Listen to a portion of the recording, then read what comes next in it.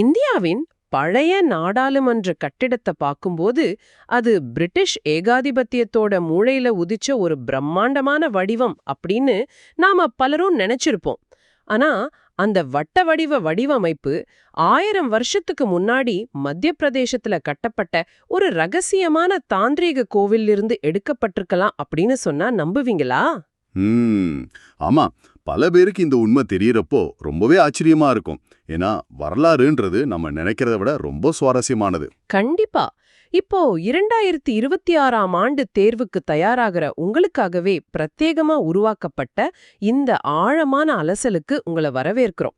இன்னைக்கு நாம 1995 முதல் 2024 வரைக்கும் கேட்கப்பட்ட கலை மற்றும் கலாச்சார கேள்விகளை வெறும் கேள்வி பதில்களா பார்க்க போறதில்ல. சரியா சொன்னீங்க. ஏன்னா பலரும் வரலாறு அப்படின்னாலே வெறும் தகவல்களை மனப்பாடம் செய்யற ஒரு வேலை அப்படின்னு நினைக்கிறாங்க. ஆனா அது அப்படி கிடையாது. ஆமா, அது ஒரு பயணம். இந்த முந்தைய ஆண்டு கேள்விகளை, அதாவது PYQக்களை வச்சுக்கிட்டு வினாத்தாள் தயாரிக்கிறவங்களோட மைண்ட் செட் எப்படி இருக்கு, அவங்க ஒரு தகவலோட ஏன் எப்படி அப்படிங்கறதை எப்படி ஆராயிறாங்கன்னு நம்ம பார்க்க போறோம். அதான் ரொம்ப முக்கியம். ஒரு சட்டம் எப்படி உருவாச்சு, ஒரு கட்டிடக்கலைக்கு பின்னாடி இருக்கிற புவியியல் என்ன, இதையெல்லாம் சேர்த்து படிக்கும்போது தான் முழுமையான புரிதல் உங்களுக்கு கிடைக்கும். சூப்பர். இந்த தேடலை நாம ஆன்மீகத்தோட அடித்தளத்தில இருந்தே தொடங்குவோம்னு நினைக்கிறேன். ஏன்னா மனிதர்களோட தத்துவ சிந்தனைகள் தான் பிற்காலத்துல பெரிய கட்டிடங்களா மாறுச்சு. இப்போ 2023ல கேட்கப்பட்ட ஸ்தூபிகள் பத்தின கேள்வி எனக்கு ஒரு பெரிய ஆச்சரியமா இருந்துச்சு. ஓ, அந்த கேள்வி பல மாணவர்களையும் கொஞ்சம் குழப்புச்சுன்னு தான் சொல்லணும். ஆமா, ஏன்னா ஸ்தூபி அப்படின்னாலே அது புத்த மதத்தோட பிறந்தது, தியானம் செய்யற இடம் அப்படின்னு தானே நம்ம நினைக்கிறோம்.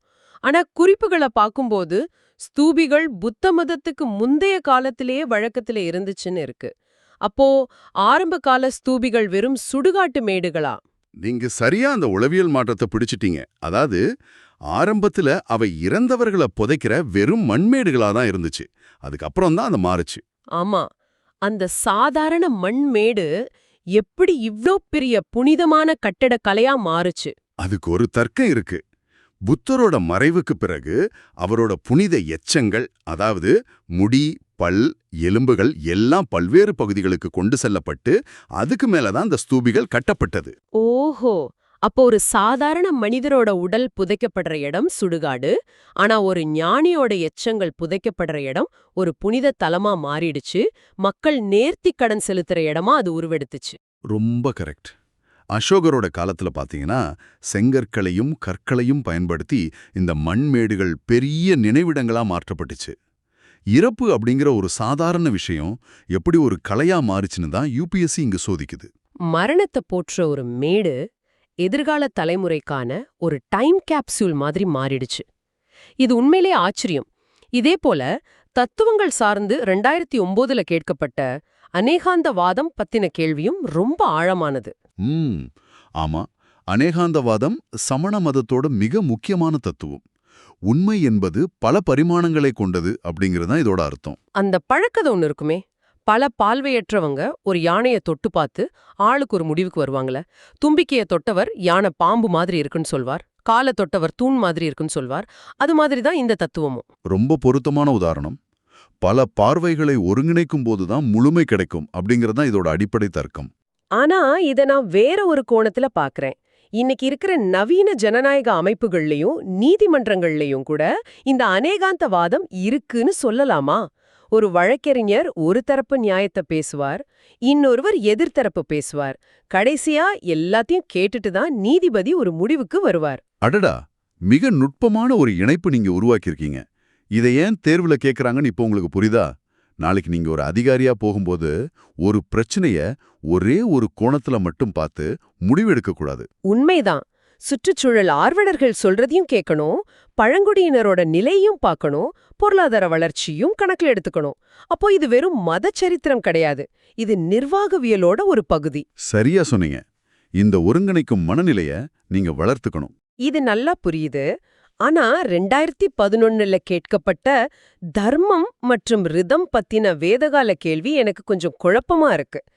தர்மம்னா ஒரு மனிதன் தான் குடும்பத்துக்கும் சமூகத்துக்கும் செய்ய வேண்டிய கடமைன்னு எனக்கு தெரியும். ஆனா இந்த ரிதம் அப்படின்னா என்ன? இத ஒரு இயற்பியல் விதியோட நீங்க ஒப்பிட்டு புரிஞ்சுக்கலாம். தர்மம் அப்படிங்கிறது மனிதர்களுக்கானது, ஆனா ரிதம் அப்படிங்கிறது பிரபஞ்சத்துக்கானது. ஓ, பிரபஞ்சத்துக்கானதுன்னா ஒட்டுமொத்த பிரபஞ்சமும் எப்படி செயல்படுது அப்படிங்கிற இயற்கை விதியா? அதேதான். சூரியன் ஏன் கிழக்குல உதிக்குது, பருவநிலைகள் ஏன் மாறுது, நதிகள் ஏன் கடலை நோக்கி ஓடுது, இந்த பிரபஞ்சத்தோட ஒழுங்கமைப்புக்கு பேர் தான் ரிதம். அப்போ வேதகால மக்கள் இந்த இயற்கை ஒழுங்கு மீறப்பட்டா பிரபஞ்சமே அழிஞ்சுடும் நம்புனாங்களா? ஆமா, தர்மம் அப்படிங்கிறது மனிதர்கள் தங்களை இந்த ரிதம் அப்படிங்கிற பேரியற்கை விதியோட இணைச்சுக்க பயன்படுத்துற ஒரு சின்ன கருவி, அவ்வளவுதான். வாவ், அப்படியானா மனிதர்கள் தர்மத்தை கடைபிடிக்கிறதே இந்த பிரபஞ்சத்தோட ரிதம் கெட்டுவிடக் கூடாது அப்படிங்கிறதுக்காக தான். இந்த மாபெரும் பிரபஞ்ச ஒழுங்க மனிதர்கள் நிலத்துல பிரதிபலிக்க நினைச்சதன் விளைவுதான் மாபெரும் கோவில் கட்டிடக் கலைகளோ? நீங்க சரியா அந்த புள்ளிய புடிச்சிட்டீங்க. பிரபஞ்சத்தோட அமைப்ப மனிதர்கள் கற்கள்ல வடிக்க நினைச்சாங்க. அப்போ நம்ம ஆரம்பத்துல பேசின அந்த சௌசத் யோகினி கோவில் இத பிரதிபலிக்குதா? கண்டிப்பா. 2021ல கேட்கப்பட்ட இந்த சௌசத் யோகினி கோவில் கச்சபகதா வம்சத்தால மத்திய பிரதேசத்தோட மொரேனாவுல 11ஆம் நூற்றாண்டுல கட்டப்பட்டது. இது ஒரு தனித்துவமான வட்ட வடிவ கோவில். ஆமா, இந்த வட்ட வடிவ அமைப்பு தான் பின்னாடி இந்திய நாடாளுமன்றத்தை வடிவமைக்க எட்வின் லூட்டியன்ஸ் மற்றும் ஹெர்பர்ட் பேக்கருக்கு உத்வேகம் அளிச்சதுன்னு ஒரு வலுவான கருத்து இருக்கே. ஆமா, ஆனா அந்த கேள்வியில ஒரு பெரிய பொறி வைக்கப்பட்டிருந்துச்சு. இந்தியாவில் உள்ள ஒரே பட்ட வடிவ கோவில் இதுதான் அப்படின்னு ஒரு வாக்கியம் இருந்துச்சு. ஓ, அந்த ஒரே அப்படிங்கிற வார்த்தை வந்தாலே நம்ம எச்சரிக்கையா இருக்கணுமே. ஏன்னா இந்தியாவுல வேற பல வட்ட வடிவ கோவில்களும் இருக்கு இல்லையா? கரெக்ட். இது முற்றிலும் தவறான வாக்கியம். கட்டிடக்கலைன்னு வரும்போது இந்த மாதிரி தர்க்க ரீதியான அமைப்பு முறைகளை தொடர்ந்து சோதிக்கிறாங்க. 2014ல பஞ்சாயத்தன் பாணி கோவில் கட்டிடக்கலை பத்தி கேட்டிருந்தாங்க. ஆமா, பஞ்சாயத்தன் பாணி. இதுல ஒரு மைய தெய்வம் இருக்கும், அத சுத்தி 4 மூலைகளிலும் துணை தெய்வங்கள் இருக்கும். இத பாக்கும்போது எனக்கு என்ன தோணுதுன்னா, இது ஒரு சோலார் சிஸ்டம் மாதிரி இல்ல? ஆமா, ரொம்ப சரியான ஒப்பீடு. எப்படி சூரியன் நடுல இருக்க மத்த கிரகங்கள் அதை சுத்தி வருதோ அதே மாதிரி தான் இதுவும். மைய சக்திய நடுவுல வச்சு மத்த தெய்வங்களை நிறுவி இருக்காங்க. ஆனா இது வெறும் ஆன்மீகம் மட்டும் இல்லையே, அன்றைய நிலப்பிரபுத்துவ சமூக அமைப்பையும் இது காட்டுதுன்னு தோணுது. ஒரு பேரரசன், அவனைச் சுத்தி 4 திசைகளிலும் சிற்றரசர்கள். அதேதான். சமூக அமைப்பையே அவங்க கோயில் கட்டடக்கலையிலையும் கொண்டு வந்தாங்க. இதுல இன்னொரு முக்கியமான விஷயமும் இருக்கு. இந்த அமைப்புகளை அவங்க எங்க கட்டுனாங்க அப்படிங்கிற புவியியல் ரொம்ப முக்கியம். புவியியல் அமைப்புனா அந்த அஜந்தா குகைகள் பத்தின கேள்வி அதத்தான் உணர்த்துதா? அஜந்தாவோட ஓவியங்கள் பத்தி கேட்காம அது எந்த நதியோட பள்ளத்தாக்குல அமைஞ்சிருக்குன்னு கேட்டிருக்காங்களே. வாகோராம் நதி, சரியா? மிகச்சரி. புவியியல வரலாற்றோடு இணைக்கிற மிக முக்கியமான கேள்வி அது. பண்டைய காலத்து துறவிகள் கிட்ட பாறைகளை தகர்க்கிற டைனமைட்டோ பெரிய இயந்திரங்களோ இல்லையே. ஆமா, அப்ப அவங்க பிரம்மாண்டமான குகைகளை உருவாக்கணும்னா இயற்கையாகவே வளைஞ்சு நிக்கிற பாறைகளை தேடி கண்டுபிடிக்கணும். கரெக்ட். நதிகளால் பல லட்ச வருஷமா அரிக்கப்பட்டு குதிரலாட வடிவத்தில் நிக்கிற பெசால்ட் பாறைகள் தேவைப்பட்டுச்சு. வாகோரா நதி அப்படி ஒரு பள்ளத்தாக்க உருவாக்கியிருந்ததால தான் அங்கே அஜந்தா குகைகள் சாத்தியமாச்சு. அப்போ ஒரு கட்டிடக்கலை எங்கே இருக்குன்னு படிக்கும் பொழுது அது ஏன் அங்கே இருக்கு அப்படிங்கிற கேள்வியை நம்ம கட்டாயம் கேட்கணும். புவியியல் இல்லாம வரலாறு இல்ல. 100க்குன்னு ஒரு உண்மை. இந்த தெளிவு மிக முக்கியம். பண்டைய கால மனிதர்கள் இயற்கையோடு எவ்வளவு நெருக்கமா வாழ்ந்திருக்காங்கன்னு இது காட்டுது. அதனாலதான் யுனெஸ்கோ அமைப்போ இந்த பாரம்பரியங்களை அங்கீகரிக்குது போல. 2024ஆம் ஆண்டு தேர்வுல கர்நாடகாவோட ஹொய்சாளர்களின் புனித சின்னங்கள் பத்தியும் குஜராத்தோட கலாச்சார நடனமான கர்பா பத்தியும் கேள்விகள் வந்திருக்கு. ஆமா, இதுல யுனெஸ்கோவோட 2 வேறுபட்ட பிரிவுகளோட தர்க்கம் உங்களுக்கு புரியணும். ஹொய்சாள கோவில்கள் சரி, ஆனா ஒரு நடனத்தை எப்படி யுனெஸ்கோ பட்டியல சேர்க்கறாங்க? நடனம்ங்கிறது ஒரு கட்டிடம் இல்லையே, அதை எப்படி பாதுகாக்கிறது? அதுதான் முக்கியமான பாயிண்ட். ஹொய்சாலா கோவில்கள் அப்படிங்கிறது கண்ணால் காணக்கூடிய தொடக்கூடிய பாரம்பரியம், அதாவது டான்ஜிபிள் ஹெரிட்டேஜ். அதை செக் பண்ணிட்டு பாதுகாக்கலாம். ஆனா கர்பா நடனம் அப்படிங்கிறது வாழும் கலாச்சார பாரம்பரியம், இன்டான்ஜிபிள் ஹெரிட்டேஜ். ஓஹோ, அப்போ இது செங்கற்களை வச்சு பாதுகாக்க முடியாது. ஒரு தலைமுறையிடமிருந்து அடுத்த தலைமுறைக்கு கடத்துறது மூலமா தான் இதை உயிரோட்டமா வச்சிருக்க முடியும். கரெக்ட். கட்டிடங்களை பாதுகாப்பது ஒரு முறைனா சமூகத்தோட நினைவுகளை பாதுகாப்பது இன்னொரு முறை. அருமையான விளக்கம். சரி, கல் மற்றும் பாறைகள்ல செதுக்கப்பட்ட கோவில்கள், தத்துவங்கள் எல்லாம் பார்த்தோம். ஆனா அந்த காலத்துல சாதாரண மக்களோட வாழ்வியல் எப்படி இருந்துச்சு? அவங்க எப்படி சொத்துக்களை புரிச்சுக்கிட்டாங்க? அத புரிஞ்சுக்க நாம சமூக சட்டங்களையும் இலக்கியங்களையும் பார்க்கணும். 2020ல மிதாக்ஷரா மற்றும் தாய்பாகா அப்படிங்கிற சொத்துரிமை சட்டங்கள் பத்தி கேள்வி வந்திருக்கு. கலை மற்றும் கலாச்சார தேர்வுல எதுக்கு சொத்துரிமை சட்டம்? இதற்கும் பண்பாட்டுக்கும் என்ன சம்பந்தம்? அது பண்பாடுனா வெறும் பாட்டும் நடனமும் மட்டும் இல்ல. ஒரு சமூகம் தம் பொருளாதாரத்தை எப்படி நிர்வகிக்குது அப்படிங்கிறதும் பண்பாடு தான். மிதாக்ஷரா முறைப்படி பாத்தீங்கன்னா, ஒரு குடும்பத்துல மகன் பிறந்த உடனேயே அவனுக்கு தந்தையோட சொத்துல உரிமை வந்துடும். ஆனா தாயபாகா முறைப்படி தந்தை உயிரோடு இருக்கிற வரைக்கும் மகனுக்கு சொத்துல உரிமை இல்ல. சரிங்களா? ஆமா, இது வெறும் சட்ட புத்தகங்கள்ல உள்ள வரிகள் கிடையாது. இதுக்கு பின்னாடி மிகப்பெரிய பொருளாதார கட்டமைப்பு இருக்கு. அதெப்படி? சொத்தை பிரிக்கிறதுக்கும் அன்றைய பொருளாதாரத்துக்கும் என்ன சம்பந்தம் இருக்க முடியும்? இப்போ யோசிச்சு பாருங்க, நீங்க ஒரு விவசாய குடும்பம்னு வச்சுப்போம். விவசாயத்துக்கு பல கைகள் தேவைப்படும் இல்லையா? கண்டிப்பா. நிறைய பேர் சேர்ந்து வேலை செய்யணும். அதான், மகன் பிறந்த உடனேயே சொத்துல உரிமை கொடுக்கிற மித்தாக்ஷரா முறை விவசாய சமூகங்களுக்கு ரொம்ப வசதியா இருந்துச்சு. இது கூட்டு உழைப்பை உறுதி பண்ணுச்சு. ஆனா ஒரு பெரிய வணிக குடும்பத்தை எடுத்துக்கோங்க.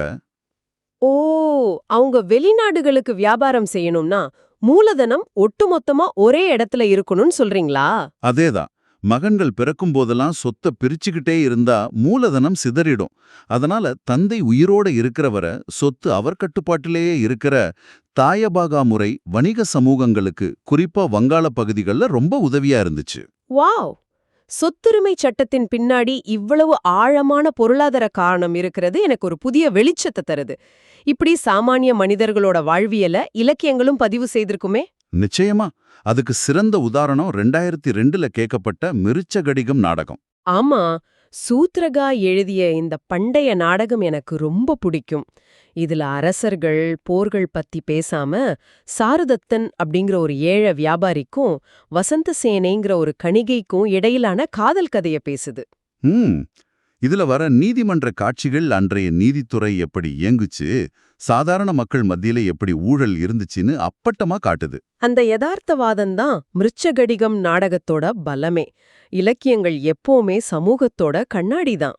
ஆமா, அந்த கண்ணாடி சமூகத்தோட அறமதிப்பீடுகளையும் சேர்த்து காட்டுது. 2023ல வடகிருத்தல் அப்படிங்கிற சங்ககால சடங்கு பத்தி ஒரு கேள்வி வந்துச்சு. ஓ, போரில் தோற்கடிக்கப்பட்ட அல்லது முதுகில் புண்பட்ட மன்னன் மானத்தை காப்பதற்காக வடக்கு நோக்கி உண்ணாநோம்பிருந்து உயிரை மாய்த்துக் கொள்ளும் சடங்கு.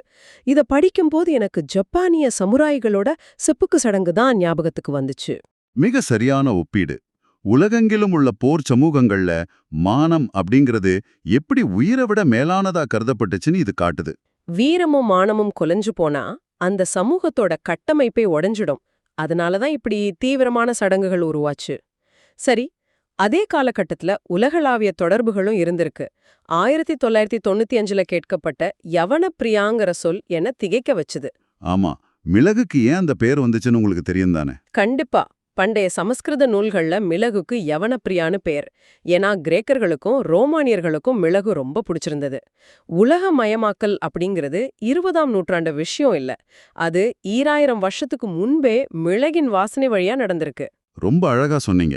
யவனர்ங்கிற சொல் ஆரம்பத்துல அயோனியன் கிரேக்கர்களை குறிச்சாலும் பின்னாடி இந்தியாவுக்கு வந்த வெளிநாட்டவர்கள் அனைவரையும் குறிக்கிற சொல்லா மாறிடுச்சு. சரி, இப்போ இன்றும் நம்மோடு வாழ்ந்துட்டு இருக்கிற பாரம்பரியங்களுக்கு வருவோம். முதல்ல நடனம். 2013ல திரிபங்கா நடன தோரணை பத்தி கேட்டிருக்காங்க. கழுத்து, இடுப்பு, முழங்கால்னு 3 இடங்கள்ல உடல் வளைந்திருக்கும் ஒரு பாரம்பரிய தோரணை இது. ஒடிசி நடனத்துல இது அதிகமா பார்க்கலாம். ஆனா நடனங்கள் பத்தி படிக்கும்போது எனக்கு ஒரு சந்தேகம். 2012ல குச்சிப்புடி மற்றும் பரதநாட்டியம் இடையிலான வேறுபாட்டை கேட்டிருக்காங்க. ரெண்டுமே தென்னிந்திய நடனங்கள் தான், ரெண்டுமே புராண கதைகளை தான் சொல்லுது. அப்புறம் எப்படி வேறுபாட்டை கண்டுபிடிக்கிறது? அங்கதான் நீங்க அந்த நடனங்களோட மெக்கானிசம் எப்படி செயல்படுதுன்னு கவனிக்கணும். பரதநாட்டியத்துல நடனக் கலைஞர் முகபாவனைகள் மூலமா கதையை சொல்லுவார், ஆனா பேச மாட்டார். ஓ, ஆனா குச்சிப்புடியில நடன கலைஞர்கள் எப்போதாவது வசனம் பேசுவாங்களா? ஆமா, பாட்டு பாடுவாங்க, இல்லைன்னா வசனம் பேசுவாங்க. இது ஒரு முக்கியமான வேறுபாடு. அது மட்டும் அல்லாம பித்தளை தட்டோட விளிம்புகள்ல கால்களை வச்சு ஆடும் தரங்கம் அப்படிங்கிற அசைவு குச்சிப்புடியில மட்டுமே உண்டு. கலையோட தொழில்நுட்ப வேறுபாடுகளை நாங்க கண்டிப்பா கவனிக்கணும். தொழில்நுட்பம்னு சொல்லும்போது மேகாலயாவோட வாழும் வேர்பாலங்கள்னு ஞாபகத்துக்கு வருது. 2015ல இத பத்தி கேட்டிருக்காங்க. அது இயற்கையோடு இணைந்த ஒரு பயோ இன்ஜினியரிங் அற்புதம்னே சொல்லலாம். காசி மற்றும் ஜெயின்டியா பழங்குடியின மக்கள் நீரோடைகளுக்கு குறுக்கே இந்த உயிருள்ள பாலங்களை உருவாக்குறாங்க. ஆனா ஒரு மரத்தோட வேரை எப்படி நதிக்கு மறுகரைக்கு கொண்டு போவாங்க? வேர் தானாகவே காற்றுல நீண்டு வளருமா? அதுதான் அவங்களோட பாரம்பரிய தொழில்நுட்பம். அவங்க ரப்பர் மரங்களோட வேர்களை நேரடியா காற்றுல வளர விடுறதில்ல. பாக்கு மரத்தோட அடிமரத்தை வெட்டி அதை இரண்டாக பிளந்து ஒரு நீண்ட குழாய் போல மாத்துவாங்க. அடா, அப்போ அந்த பாக்கு மர குழாய்களுக்குள்ள இந்த ரப்பர் மர வேர்களை செலுத்தி மறுக்கரை வரை கொண்டு போவாங்களா? ஆமா, வேர்கள் அந்த வழியிலேயே வளர்ந்து மறுகரையை சென்றடையும். இரண்டு கரைகளிலிருந்தும் வரும் வேர்களை ஒன்றோடொன்று பின்னி விடுவாங்க. இது முழுமையான பாலமா மாற 15 முதல் 30 வருஷங்களாகும். வாவ்! சிமெண்ட் பாலங்கள் சில தசாப்தங்கள்ல உடைஞ்சிடும். ஆனா இந்த வாழும் பாலங்கள் மரம் வளர வளர நூற்றாண்டுகளாக வலிமையாகிட்டே இருக்கும். தலைமுறைகளை தாண்டி சிந்திக்கிற நிலைத்தன்மைக்கு இதை விட சிறந்த உதாரணம் இருக்க முடியாது. உண்மைதான்.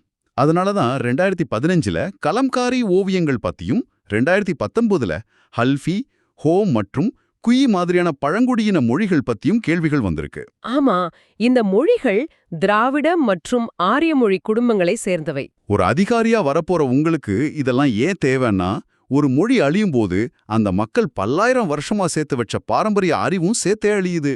ரொம்ப ஆழமான கருத்து. இன்னைக்கு நாம ஒரு நீண்ட நெடிய தர்க்க பயணத்தை மேற்கொண்டிருக்கோம்.